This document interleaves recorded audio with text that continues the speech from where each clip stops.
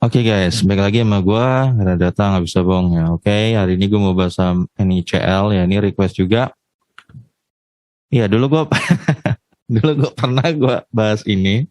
Gue pikir ini dulu air pump guys. Ya ampun nih kesalahan gue. Ternyata ini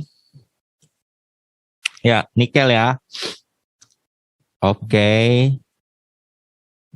ini kalau gue nggak salah belum lama IPO nih guys ya. Betul ya. Oke. Ya 2021 lah tahun lalu. Nikel. Ya heboh-hebohnya nikel ya Elon Musk lah gitu kan. Gue terus inget-ingetin bahwa isu tidak boleh melampaui kinerja gitu. Jadi itu tidak boleh masuk hanya pure karena isu ya. Lo masukin duit lo hanya karena isu. Udah banyak kejadian nih yang nyangkut nih di Antam nih ya. Itu ratusan juta nyangkutnya lo ya. Ya padahal bagus perusahaannya, tapi karena kitanya pada overhype nggak jelas, main masukin duit aja, taunya Antam nyangkut. Ya, lumayan ada yang masuk di sini sekarang di harga segini. Itu ada yang masukin 1 M loh guys di Antam ini. Sekarang ya minus 300 juta floating loss. Ada, jadi hati-hati guys ya. Jadi tetap laporan keuangan tetap nomor 1. Isu boleh dijadikan premis ya, tapi jangan kita nggak boleh masukin duit tanpa lihat dulu perusahaannya. Lu lihat sendiri laporan keuangannya, nggak boleh ya. Oh ya hari ini PTBA ex-date ya, ya minus 6%. Namun sebenarnya itu hal wajar lah. Semua pasti begitu. Kemungkinan gue pribadi kemungkinan besok mungkin masih turun, tapi mungkin besok nggak ARB ya mungkin. Saatnya serok tuh besok, ya pas mau tutup ya perdagangan lo serok tuh. Itu pribadi dan kemungkinan hari Rabu tuh udah normal lagi, ya. Kemarin ABMM juga ARB ya 2 kali ya, tapi sekarang udah naik. Gue cuma mau ngingetin gini guys, yang berulang-ulang nanya ke gue. Hari ini ABMM naik berapa sih? Ya 0,38 ya.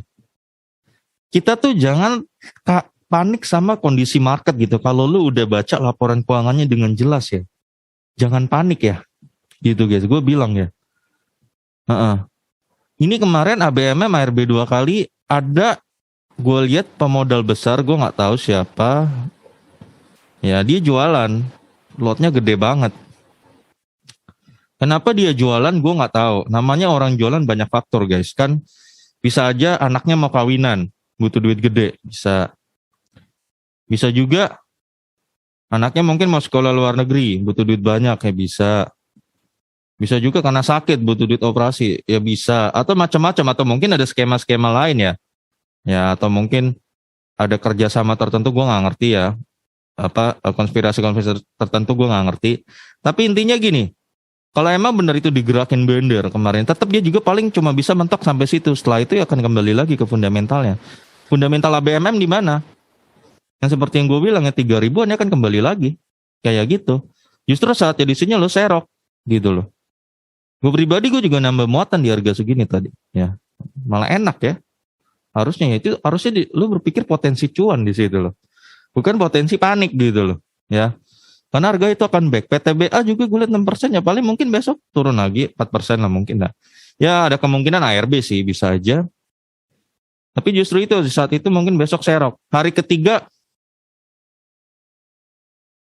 ya kalau gue lihat dari kasus MPMX ya udah berhenti di hari 3. Karena nggak mungkin lah ada orang mau di hari 3 masih mau ARB lagi nggak. Kalau dia akan rugi besar, dividennya nggak kena. Makanya otomatis yang trader-trader nggak sempat jual pun dia nggak akan jual. Kemungkinan besar di hari 3 dia nggak akan jual juga. Akhirnya ya stop di situ. Akan kembali normal lagi. Gitu aja guys. Ya. Oke, introduksi gue terlalu panjang. Oke, pump mineral ya, bukan air pump ya guys. Oke. Iya, hari ini turun 2% ya. Ini belum lama IPO, ini isunya nikel. Pemegang saham 31% PT Arta Perdana Investama. 47%, Pam Metalindo masyarakat 20%. Sedang lah likuiditasnya ya. Berarti kalau jumlah saham 9 miliar, 20% aja 1,8 miliar loh. Rame itu ya, meskipun cuma 20% rame loh yang dagang itu. NICL ini ya. Ya, kita langsung ke laporan keuangannya aja ya guys. Hati-hati lu terjebak meskipun perusahaannya bagus tapi harga sahamnya mahal. Itu akan jadi downtrend. Hati-hati. Ya, hati-hati. Gue udah ingetin juga. Meskipun perusahaannya bagus, tapi kalau lu belinya di pucuk, itu akan jadi downtrend. Contoh Antam. Ya. Bagus tapi karena isu Elon Musk itu terlalu gila, orang jadi hakain Antam nggak jelas. Tembus sampai 2.800. Sedangkan 2.800 dan 3.000 itu adalah harga mahalnya Antam. Yang nggak mungkin lagi dia tembusin lagi itu. Yang akan terjadi adalah Antam akan terkoreksi ke harga wajarnya dia. Gue lupa harga wajarnya dia di mana kemarin gue ngitung ya. Tapi nggak di situ. Nggak di 2.800, enggak. Makanya yang terjadi Antam perlahan-lahan stuck. Dan pelan-pelan mulai turun, pelan-pelan. Nah itu yang terjadi. Kalau terjadi lo beli perusahaan kemahalan. Perusahaan meskipun bagus semuanya. Ya, hati-hati aja. Ya. Rumusnya gue udah kasih ya guys, cara ngitungnya gampang dari dividennya. Kali 10, 15 dan 20. Gue udah kasih tuh. Itu udah bisa lu pakai untuk ngukur.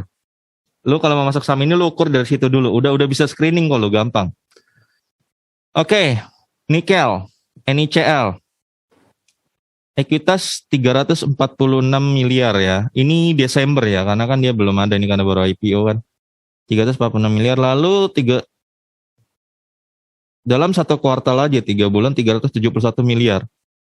Dia bisa naikin 7%. Berarti hebat banget nih, 7 kali 4 28% ya per tahun. Woi. Gede. Ya gede. Bagus. Jumlah saham beredar 9,6 miliar. Gila. Saham beredar banyak banget. Berarti book value-nya cuma 36 dan 38. Nah ini gue hati-hati ya guys. Lu penting tahu book value. Contoh baut. Ini contoh lagi. Saham baut. Kenapa? Ini gue gak ngerti dah siapa yang pom-pomin lo saham baut ini ya waktu itu. sorry gue gak ngetawain. Tapi susah juga gak ketawa gitu loh. Ini nih kalau lu beli kucing dalam karung ya. Contoh IPO. Seingat gue pernah bahas baut book value-nya kalau gak salah cuma RP14 deh. Iya RP14. Book value gitu loh. Nilai aslinya satu lembarnya cuma 14. Lu di IPO lu beli di 130-an ya. Lu aja udah dikadalin gitu loh. Dikadalin 10 kali. Nah, semua saham guys akan kembali ke book value, bukan book value. Fundamentalnya ya. Fundamental itu diukur sama laba-labanya ya. Segala macam. Dia akan kembali di harga sewajarnya. Ya. Dan orang nanya kenapa baut kok terjun ke gocap dan tidur. Kenapa? Karena dia book value-nya cuma 14. Mau dia untung gede sekalipun guys, untung gede ratusan %, dia baru bisa tembusin resisten gocapnya dia mungkin 2-3 tahun lagi mungkin ya. Atau mungkin 1-2 tahun ya. Baru tembus. Kalau kinerjanya jadi dahsyat. Ya. Gitu loh guys. Itu penting book value ya. Jadi hati-hati, jangan asal bagus aja. Lihat dulu book value dia. Nah ini alasan kenapa baut tidur di gocap. Ini gue gak tahu sampai kapan dia tembus gocap. Bisa nembusin gocap ini. Ini gue harus bahas lagi kuartal 1-nya ya. Gue belum ada waktu ngelihatnya ya. Ya ini gue udah tahu kasusnya gue kenapa dia tidur. Lalu hati-hati guys ya. Perhatiin, ini calon saham tidur atau enggak. Nah NICL ini book value-nya cuma 38. Gue udah ingetin lo nih guys ya. Gue udah ingetin lo. Meskipun dia bagus. Ya. Tapi perusahaan itu akan beli ke fundamentalnya dulu. Terus kalau dia memang nanti labanya cuma dia layaknya dihargain gocap, ini akan tidur di harga gocap nih barang. Nih, gue ingetin lo ya. Ini NICL-nya berpotensi tidur di gocap nih. Ya. Sama kayak bau. Ya. Tahu apa enggaknya nanti kita lihat di labanya ya. Ya. Jadi lo gue ingetin ya guys, ini NICL book value-nya cuma 38, lo hati-hati. Ya. Kenaikan 7%, maka book value dia di April sampai Juni ini RP40 lah. 40. Harga rata-rata saham saat itu 80 ya, PBV 2,08 ya. Nah, harga prediksi gue lihat laba dulu dari 7,9 M naik 24 M, naik 200% labanya, bagus ya. Naik 200% berarti 2,0 kali 200% dapat 2,75. Angka ini yang gue pakai ya. Maka gue dapat harga proyeksi gue 110. Ya, 110 ini. Nah, labanya kan tadi naik 209% ya, gue bahas laba nih guys. Ini bagus banget guys, naik 209%. Sangat bagus, hebat. Meledak lah, bisa bilang. Tapi lo tetap harus lihat book value-nya. Ya, nggak berarti naik 200% ini bakal tembus sampai RP 2000 ya, enggak. Sekarang dia masalahnya book value-nya cuma 38, RP 40 lah tadi. Ya artinya sehebat-hebatnya dia mungkin naik ke harga berapa. Nah, kita hitung yang bakal nggak jauh-jauh dari situ. Ya mungkin ke harga RP 60, RP 70 ya kayak gitu, atau RP 50 kayak gitu. Ya. Hati-hati ya, hati-hati. Nah, ini nanti gua kasih hitungannya. ROE 2,3 2021 kali 4 8%. Sedang ya, sedang. Ini 6 kali 4 24%, bagus. Ya, bagus. Ini bagus banget ROE-nya. EPS saat itu ya 0,83 ya, waktu itu kuartal 4 minus 1, 4 dan 5 ya. Sekarang dia udah punya 2,55, berarti berpotensi tembus EPS 10 di kuartal 4 tahun ini ya. Dividen dia belum pernah bagi nih guys ya, jadi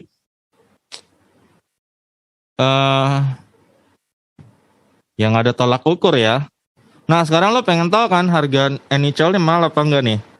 Gue hitung pakai potensi tembus sampai 2023 ya, gue pakai nih tutup buku 2022. Anggaplah kinerjanya begini terus ya. Maka di tutup buku 2022 dia akan punya IP 10. Nah dari IP 10 ini umumnya perusahaan bagi 50% DPR ya, berarti RP5 ya. RP5. Nih. Berarti RP5 ya. Nah, ini rumusnya, harga murahnya dividen lo kali 10, maka lo dapat 50. Jadi NICL murah kalau dia harganya gocap. Harga sedangnya itu kali 20. Ya berarti cepet. Nah, NICL kalau dia lewat di harga cepet berarti mahal. Nah, kenapa gue pakai hitungan gitu? Karena kalau lo kali 10, 5, dia bagian dividen 5, lo dapat dividen yield 10%. Itu berarti murah. Orang masih bakal buru tuh barang. Kalau dia udah lewatin cepet kan berarti kalau kali 20 dapat dividen yield cuma 5%. Lebih kecil dari kontrakan rumah 6%. Makanya orang akan malas hakain barang ini kalau udah dilewatin harga ini. Makanya harganya akan stuck. Itu terjadi kayak diantam kayak gitu. Nah, itu gue kasih tahu kenapa gue pakai rumus kali 10 dan kali 20. Paling realistis umumnya tembus di kali 15. Biasanya orang kali 15 masih mau hakain. Kenapa? Kalau kali 15 lu dapat dividen yield 7,5%. Orang masih mau tuh hakain barang. Jadi di harga 75 masih oke. Nah, kalau udah tembus cepet berarti mahal. Nah, sekarang berapa harga nikel? NICL 111. Udah mulai lewatin mahalnya ya. Kenapa? Kalau lo dividen 5 bagi 1,11 yield lo 4,5%. Masih kena sih, belum terlalu mahal ya. Jadi harga NICL ini sebenarnya udah lewatin harga cepet tadi. Udah agak mahal dikit tapi masih kena lah. Oke, masih kena. Apa yang terjadi biasa di harga 111 ini ya, kalau udah lewatin ini umumnya dia akan susah naik lagi. Akan susah stuck ya, pelan-pelan turun biasanya. Tapi karena ini belum terlalu jauh dari cepet, umumnya ya nggak bakal turun-turun jauh ya. Jadi, nah ini kabar gembiranya buat lu, dia kayaknya nggak bakal nyungsep ke gocap. Nggak jadi saham tidur kayak baut ya. Nggak. Kemungkinan dia akan stuck di sini 111. Ya mungkin kalau hoki dia naik, ya mungkin turun-turun RP 90 mungkin ya, kayak gitu. Nah menurut gue pribadi layak nggak dikoleksi ya? Secara perusahaan bagus ya guys, gue bilang bagus banget. Tadi dia ekuitasnya naik 7%, berarti 28% per tahun. Laba naik 200%, berarti ini perusahaan yang growing. Growing banget ya. Dan harganya masih di sini ya masih cuma mahal dikit lah, nggak, belum terlalu over banget, masih oke. Dikoleksi kalau lo berani boleh aja ya, boleh aja lo tak masuk terserah ya. Kalau lo berani boleh aja, masih ini nggak bakal jadi saham tidur, nggak ya, kelihatan dia fundamentalnya masih di angka itu tadi 50, 75 dan 100 di situ fundamentalnya dia ya untuk saat ini sampai tahun depan ya sekitar gitu. Ya kayaknya masih stuck di daerah-daerah sini sih selama 1 tahun ini. 111 kemungkinan ya, gue nggak tahu, kecuali mungkin ada faktor-faktor lain ya yang gue nggak bisa, yang gue nggak tahu. Ya di antara harga segini nanti, ya sama nanti lo pantau Eropa sih dia bagi dividen nggak, itu aja guys. Ini kan nggak terbukti, belum terbukti bagi dividennya, lo pantau aja lah. Dia punya IPS 5 nih, dia bagiin kan nih RP 5-nya. Ya, kalau dia bagiin 2,5 ya lumayan aja, gitu aja. Kalau dia udah mulai bagi dividen gampang kita ngukurnya. Kalau belum ya susah. Kayak gitu ya guys. Jadi ya itu kalau dia nggak balik gocap, kalau DPR-nya 50% ya tadi gue bilang guys ya. Kalau DPR-nya 50% dari 15 ya. Ya tapi kalau dia nggak bagi dividen ya mungkin bisa turun lagi. Kayak gitu guys ya. Oke guys, sampai sini aja guys. Ya terserah sih kalau lo mau ambil resiko di perusahaan ini, terserah lo ya. Perusahaan ini gue bilang bagus, tapi harganya udah mulai agak mahal. Ada potensi nggak ke tidur gocap? Mungkin ada ya, kecil banget tapi ada, kecil banget ya. Tapi masih ada ya. Ya. Dia akan bergerak di 50 sampai 100 kayak tadi itu harga yang gue kasih 50, 75, 100. Karena udah lewat ya kayak gitulah pokoknya. Oke guys, semoga info gue ini bermanfaat buat lo dan sampai ketemu lagi video gue berikutnya ya, karena data nggak bisa bohong.